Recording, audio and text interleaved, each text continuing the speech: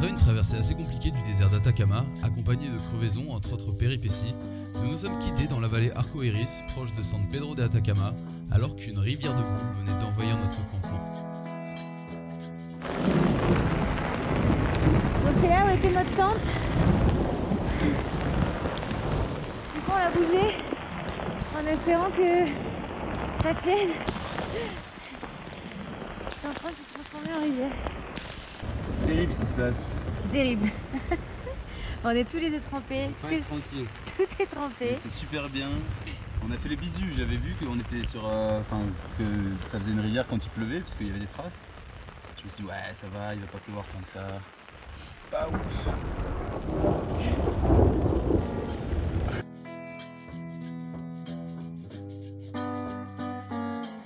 Les amis, on a passé une nuit assez terrible. On avait monté la tente du coup derrière moi et il s'est mis à pleuvoir, un truc de fou. Tout s'est transformé en rivière de boue. Là, on était propre, on avait nos fringues tout nickel, on avait tout lavé. Tout est de nouveau plein de boue. Donc là, c'est l'heure du petit réconfort matinal. Un cafecito. Un décor magnifique. Et la gitanie. Tout sèche. Là-bas aussi.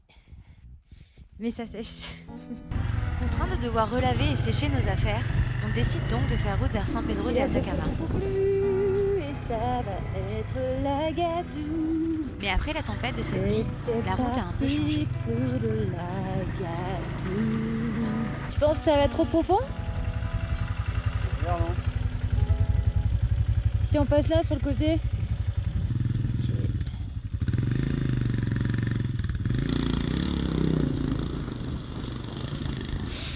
Juste que ma moto ne cale pas. Allez.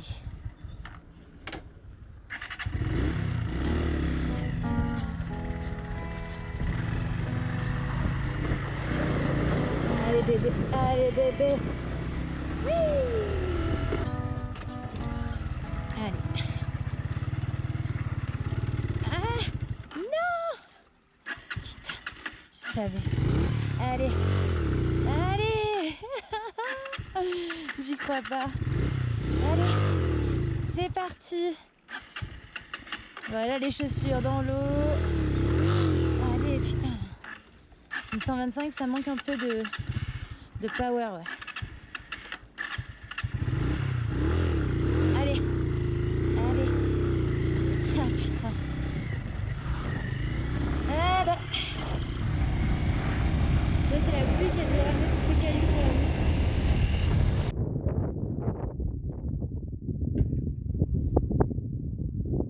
On passe une nuit à San Pedro et on repart en exploration le lendemain. Ok, nickel, on a fait nos petites courses. On peut partir explorer le désert. Ouais. Dans le désert.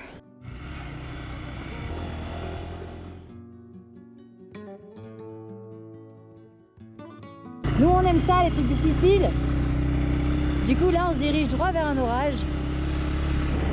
On a entendu parler d'un bus abandonné dans le désert. On part à sa recherche et vu le temps, on espère bien tomber dessus pour pouvoir y trouver refuge. Il y a des gens qui nous disent mais vous êtes fous. Comment vous pouvez faire ça dans ces conditions?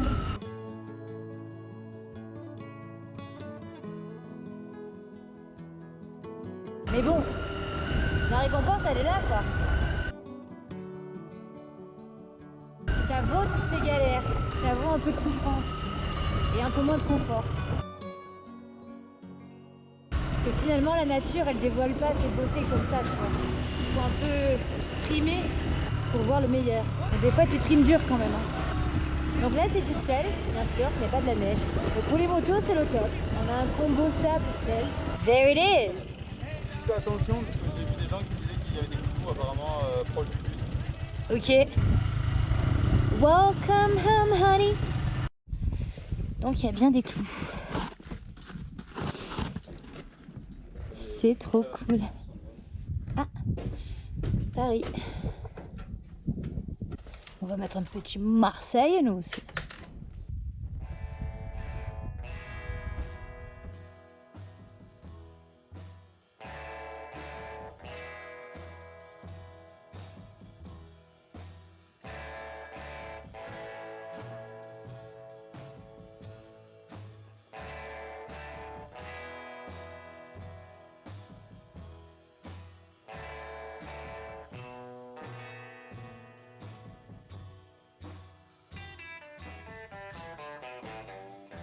Il peut pleuvoir ce soir, nous dormirons à l'abri. Ces gentlemen de Rebel Trip Tours sont passés avec des touristes pour faire des photos comme à peu près toutes les agences de tours qui sont venues dans ce bus abandonné depuis cet après-midi, depuis qu'on est arrivé. Mais eux, ils sont différents parce qu'ils nous ont régalé une bouteille de vin chilien, Cabernet Sauvignon.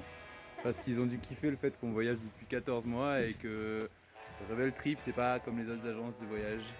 Rebel Trip, c'est une expérience, c'est une entreprise entre amis, une entreprise familiale. Je ne connais pas du tout leur entreprise, mais j'en vante les mérites car ils m'ont régalé une bouteille de vin.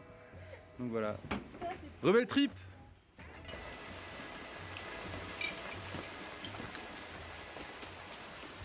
Bonjour monsieur, j'aimerais bien un cappuccino lait de coco s'il vous plaît. Excusez-moi, on est en train d'ouvrir en fait. Mais j'attends, c'est pas grave. D'accord, installez-vous. Oui. Là-bas au loin on voit un volcan enneigé. Et là, c'est là où on a passé la nuit. Dans un endroit ultra cool. Abrité de la pluie, plus ou moins. Et tandis qu'on termine de charger nos affaires, le calme du désert s'interrompt avec l'arrivée des premiers tourbus.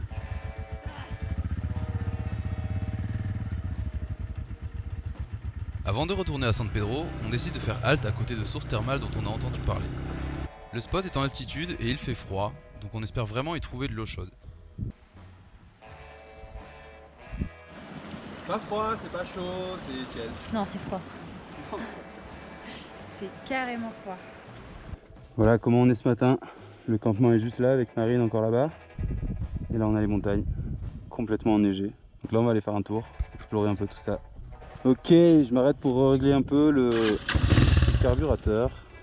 Parce qu'on est en altitude. Et en fait du coup il y a moins d'air. Il faut ouvrir un peu la vis. Le richesse d'air. On est au ralenti. Là on va chercher. En ouvrant cette vis, c'est le moment où le moteur a le meilleur régime moteur. Ça va faire pas mal.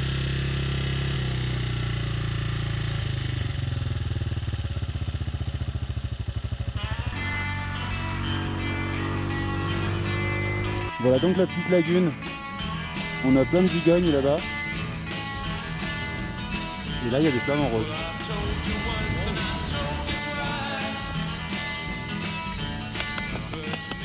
On est arrivé au stade de la neige, ça y est. Donc très haut. Ok, ce qu'on va faire, c'est qu'on va quand même aller là-haut histoire d'essayer de dire qu'on a roulé dans la neige. La batterie de la GoPro elle est en train de lâcher, donc la suite ce sera peut-être au téléphone. Voilà, ça commence vraiment à être très lourd. Oh putain. Par contre, ça commence à avoir bien froid au doigt. Ça y est, on est à la neige. On peut dire. La tête en air, l'arrière ça remplit, puis circulaire. C'est plus marrant.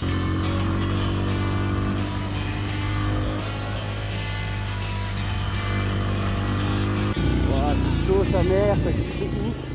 En plus là, je filme au téléphone, je conduis à une main. Ah non, là c'est trop. C'est de la neige qui rentre dans les cheveux, c'est fou. Il est temps de faire demi-tour. Oh. Voilà, voilà. Wow, j'ai les doigts congelés parce que j'ai usé mes gants. Mais je pense pour dire que ça vaut le coup. En vrai. Wow.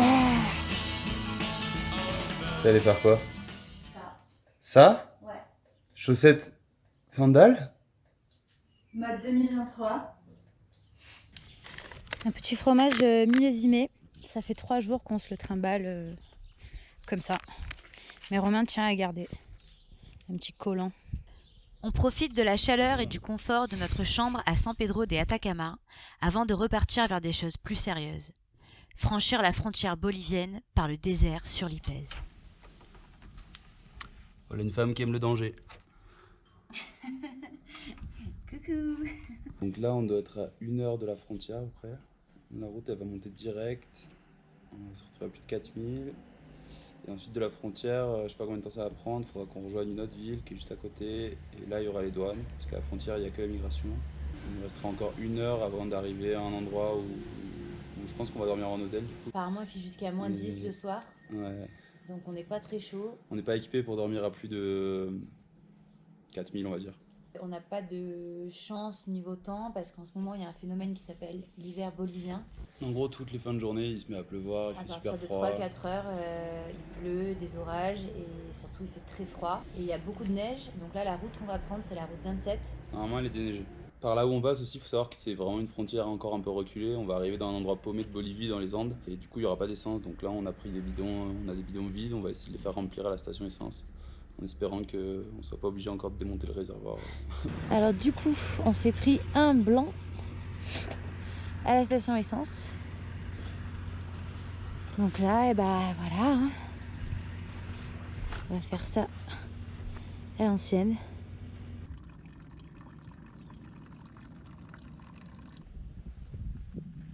Volcan, neige et désert.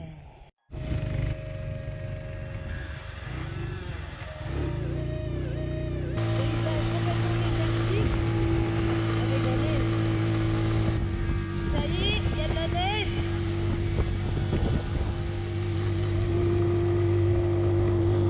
Et là, la moto, elle commence vraiment à galérer en troisième. On atteint la frontière après une longue montée de 2000 mètres de dénivelé entre désert et volcan enneigé.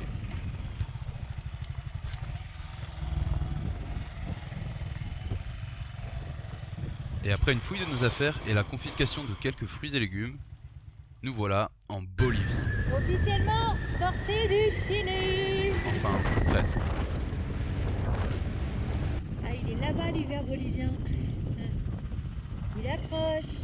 Pour le moment, on est juste sorti du Chili. Il nous reste à passer la migration et les douanes boliviennes. Et plus on avance vers la Bolivie, plus la route disparaît pour laisser place à une piste. Une mauvaise piste. Cette route sortant du Chili sera la dernière des 400 prochains kilomètres.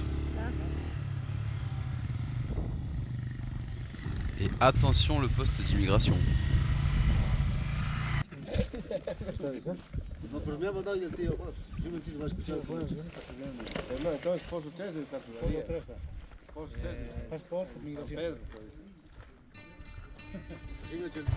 Et tandis qu'on franchit les différentes étapes de la frontière pour entrer officiellement en Bolivie, le ciel s'obscurcit.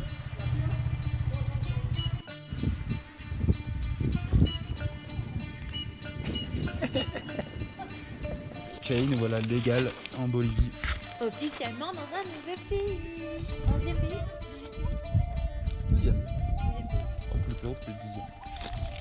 Et le monsieur très gentil de la douane, il nous a donné de la coca. Contre le mal de latitude. Parce qu'il est à 4500 mètres.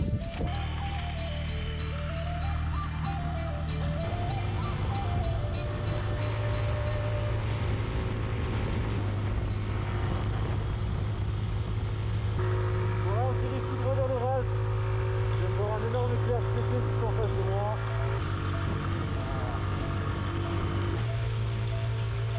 Le ciel en face de nous est maintenant littéralement noir, et nous n'avons pas d'autre choix que de traverser l'orage qui s'annonce. Il n'y a pas d'autre route, et le seul endroit où trouver un toit dans les environs se trouve dans cette direction. Voilà le bordel. Et croyez-le ou non, ça en valait la peine. On trouve une chambre dans un petit hôtel situé juste à côté de piscine thermale, ici, à plus de 4000 mètres d'altitude. Rien de tel après avoir affronté la glace. Regardez les amis. Le visage de Marine va passer de la souffrance au kiff. Vas-y, mets-toi dedans.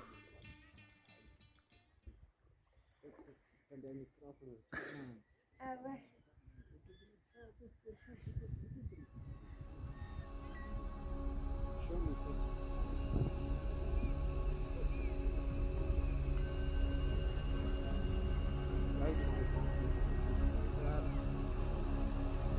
Ouais, on sent bien l'altitude et les motos le sentent aussi, elles n'arrivent pas à respirer non plus. Ouais, mais c'est vraiment dur quoi. Genre marcher, une petite montée 5 minutes, c'est. Ouais. Bon, on s'est pris 2000 mètres hier en un jour, donc on n'est pas encore habitué. On repart le lendemain. La piste est vraiment dans un sale état. On s'en rend pas compte, mais nombreux sont les 4x4 de tourisme empruntant cette route reliant San Pedro de Atacama à Uyuni, notre prochaine destination. Le passage répété des voitures donne à la piste une forme de tôle ondulée, et vous vous en doutez, c'est pas nos suspensions d'Italica qui vont les amortir. Et voilà, une chute.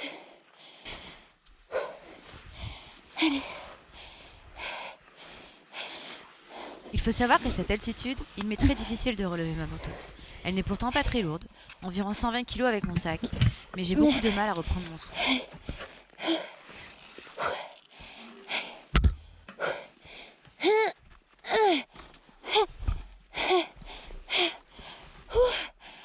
Ok, ok, c'est bon. On repart. Ok. Donc c'est de la boue. C'est de la boue bien glissante. Voilà. Allez. On remet le réservoir. Allez. Ça ressemble à ça derrière. J'ai pas pris le meilleur chemin. Allez.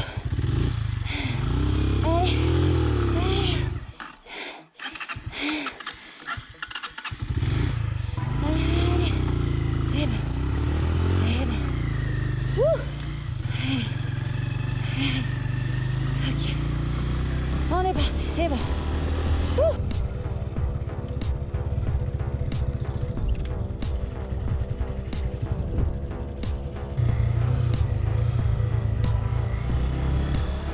Au cours de ces 400 km de désert, nous rencontrons d'autres merveilles naturelles, telles que ces puissants geysers de vapeur de soufre sous pression.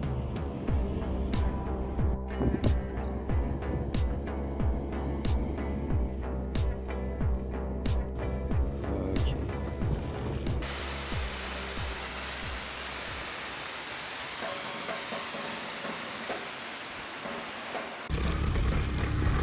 Typiquement une route de merde avec de la tôle ondulée. C'est un enfer.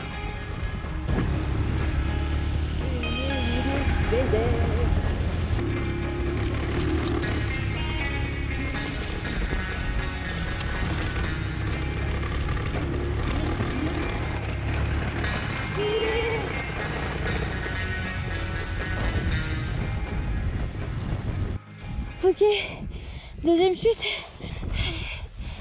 Allez. Putain de merde.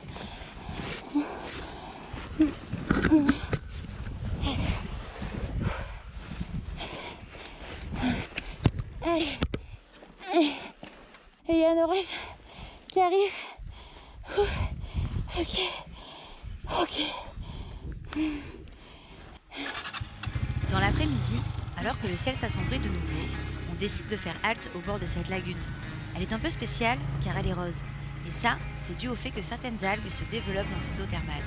Les flamants roses des Andes s'y installent pour se reproduire. Nous nous sentons chanceux de pouvoir assister à de tels spectacles de nature sauvage.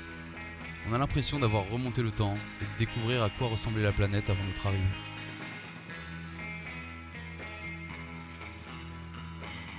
Nous passerons la nuit dans un petit hôtel au bord de la lagune avant de reprendre notre route en direction d'Uyuni et de ses légendaires salars.